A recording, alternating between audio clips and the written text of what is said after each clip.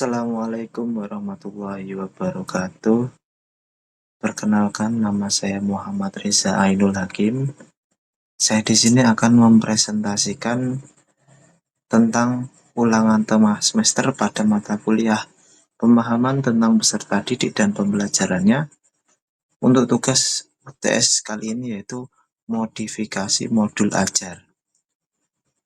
Kebetulan modul ajar yang saya modifikasi adalah modul ajar dari pemberian guru pamong saya, yaitu di SD 3 Werguwetan. Sebelum kita membahas terkait modifikasi daripada modul ajar, sebelumnya kita harus mengetahui arti daripada modifikasi itu.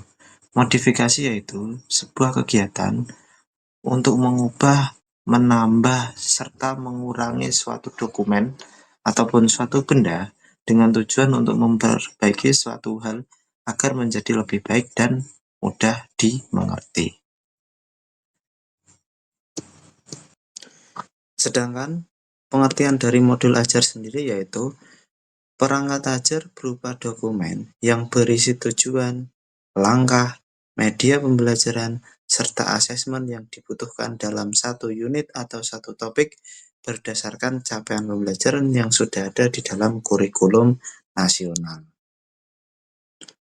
Modul ajar yang saya modifikasi kali ini yaitu pada mata pelajaran ilmu pengetahuan alam dan sosial atau IPAS di kelas 3 fase B bab 2 tentang siklus hidup dan rangkaian perubahan pada makhluk hidup yang diajarkan pada semester 1. Modul ajar yang kali ini saya akan modifikasi ada 4 bagian, yaitu yang pertama analisis awal peserta didik atau biasa kita sebut dengan asesmen diagnostik.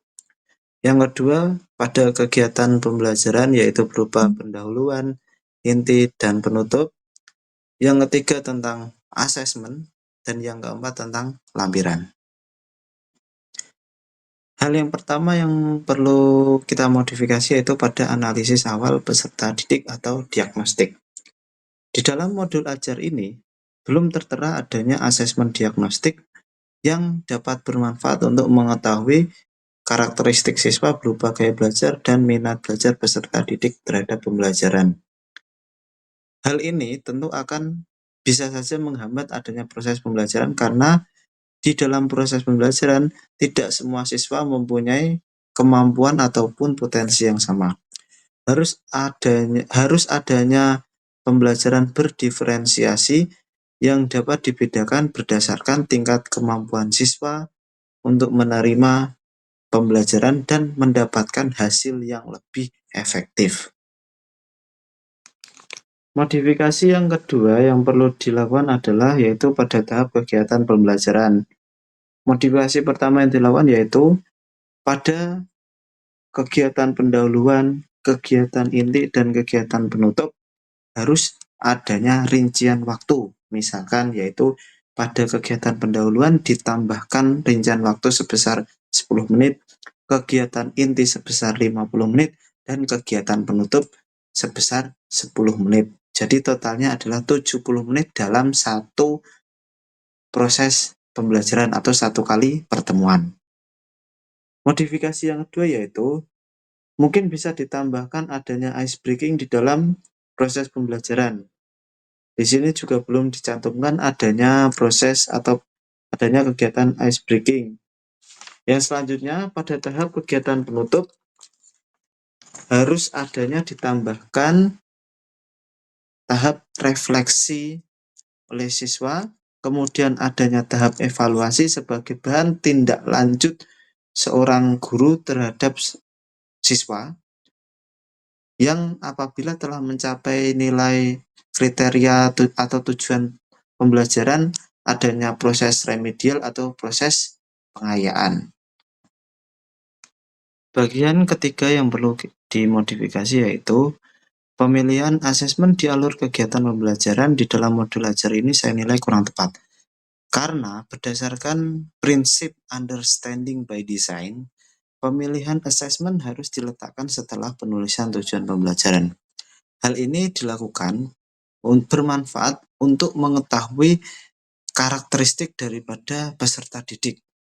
Nah, karakteristik yang sudah diketahui dapat diterapkan dalam model pembelajaran tertentu yang akan mendapatkan hasil belajar yang lebih efektif.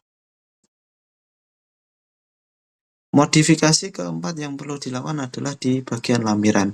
Pada bagian lampiran ini, di dalam modul ajar, sudah ada yang pertama bahan ajar, yang kedua LKPD yang digunakan, dan soal evaluasi siswa.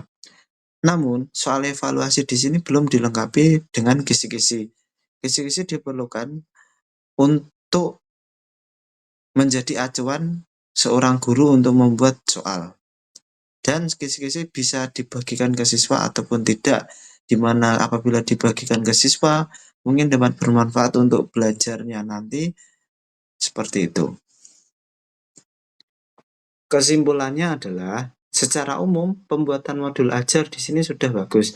Hanya memang ada beberapa bagian yang perlu ditambahkan, yang dapat bermanfaat untuk mendapatkan hasil belajar yang lebih efektif dan maksimal.